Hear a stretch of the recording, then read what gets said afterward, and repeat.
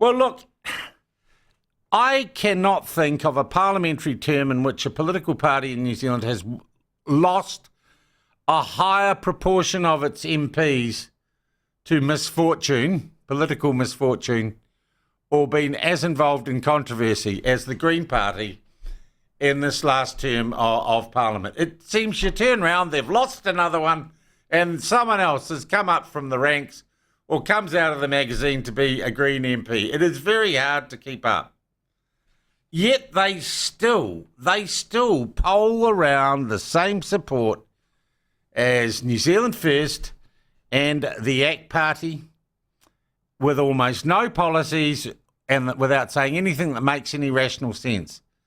But it would seem to me in the last week or two, they have announced their cunning plan to make sure they don't fall below that. And that is, they appeal to the dopers. They've said, we'll get back on with the idea of legalising marijuana, which of course fell under the last, the 2020 election. It failed because Jacinda Ardern refused to endorse it. It would have passed the referendum on that if it had. One group that opposed it last time, and I'm sure is going to have a crack at the Greens this time, is Family First. It's led by Bob McCoskrie, not a broadcaster.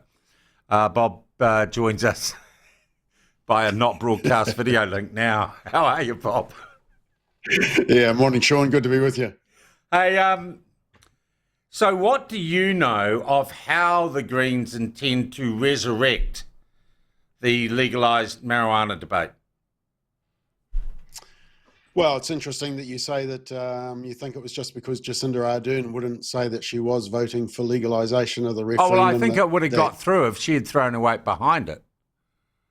Look, there was already huge weight behind it, and it was by the media. Look, let me just explain what's going on here, because what we've seen over the last 2 weeks has been a blatant campaign, and it's the usual group of suspects. It's the Drug Foundation, the Druggy Foundation, the Helen Clark Foundation, and the media. And they lockstep in and they say, okay, let's do a campaign. You put out your report, we'll put out our report, and then the Greens can piggyback on that.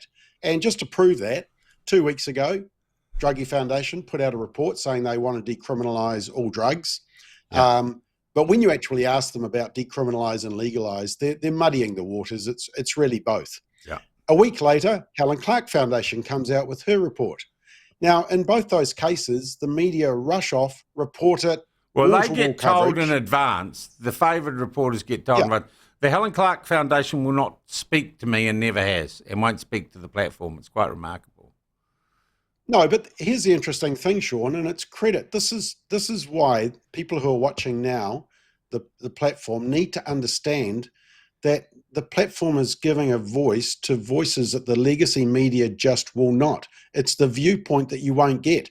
Whereas, Sean, you know, and I did laugh at the interview last week with Mohan Dutta, my good friend, who hasn't, you know, the disinformation expert who specialises in disinformation.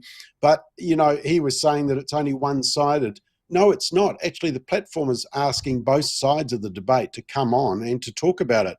But when we put out the contrary viewpoint to both the Drug Foundation, the Helen Clark Foundation, and the Green Party, silence, crickets. The media just will not report the contrary view. And that's why I go back to the 2020 referendum. It was a miracle that we won that, because we not only had the political machine against us, we also had the media machine. We analysed the media coverage of that referendum. It was 2-1 in favour of a yes vote.